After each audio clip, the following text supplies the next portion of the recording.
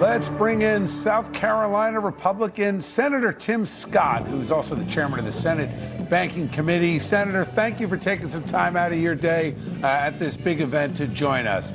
Now, you just spoke to the crowd a little while ago. Yes, sir. So tell me, what is your message, and how do you feel that this event is going to resonate around the country?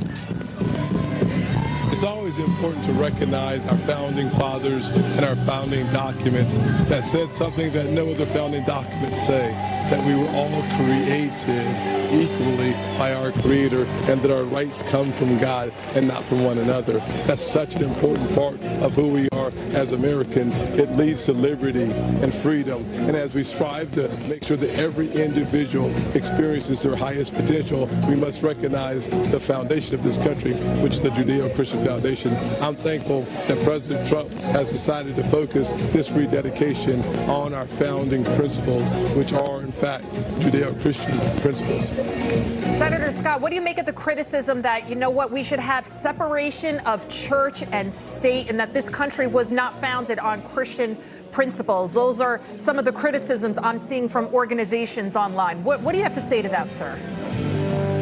Well, anytime you do anything of value, someone's going to criticize you. But let's remember, our First Amendment was to protect the church from the state, not the state from the church. And so we should recognize the importance that in America, you can believe or not believe at all. But the fact of the matter is, it is our foundation that recognizes historically and biblically that our rights come from God.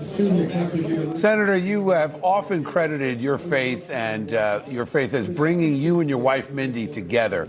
How critical is your faith in your marriage, in your life, and honestly, in your professional career?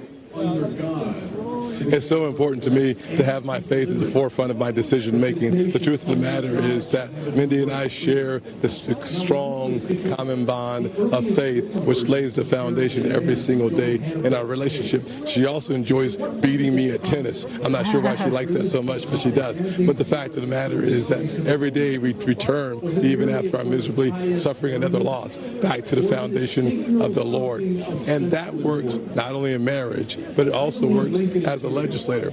I do not try to force people to believe as I believe, but it's a recognition of that faith-filled foundation that gives me discernment and the recognition that we can agree to disagree without being disagreeable. And that makes this country the strongest country on the planet.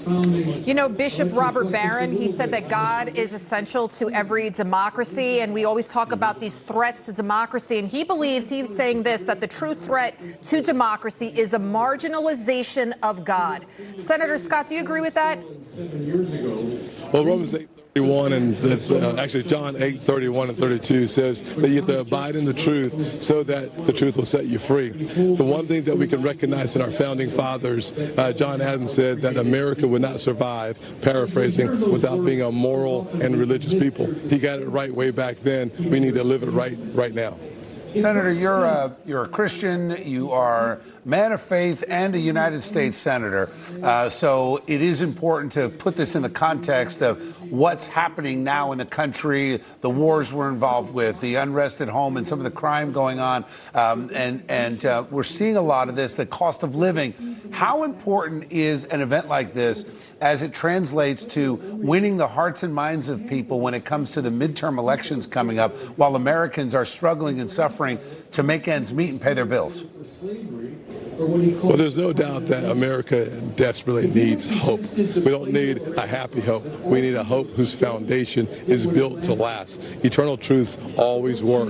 And one thing that we should be doing during these midterms is focusing on who we are and why it matters. Who we are a country founded upon Judeo-Christian ethos. Why does that matter? Because when we find ourselves under pressure, we find hope in our faith. We find hope in our fellow citizens. Why? Because we always rally. We rally after major incidents, major challenges, but we need to learn how to rally before them and perhaps even prevent them, whether it's crime, whether it's education, whether it's income and poverty.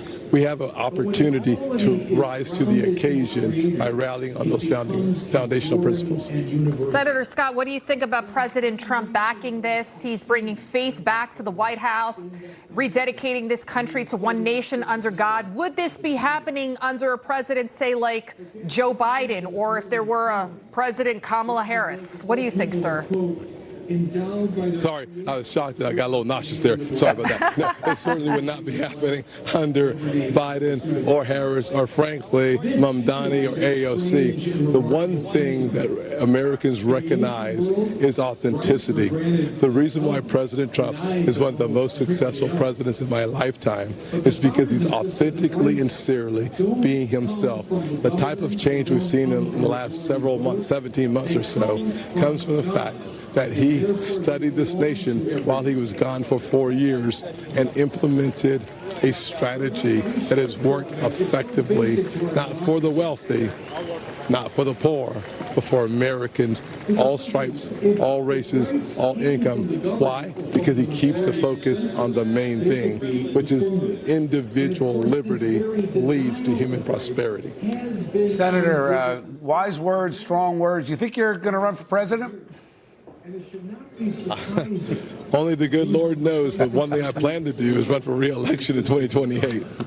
There you go. Senator Tim Scott, great to see you. Thanks for being with us.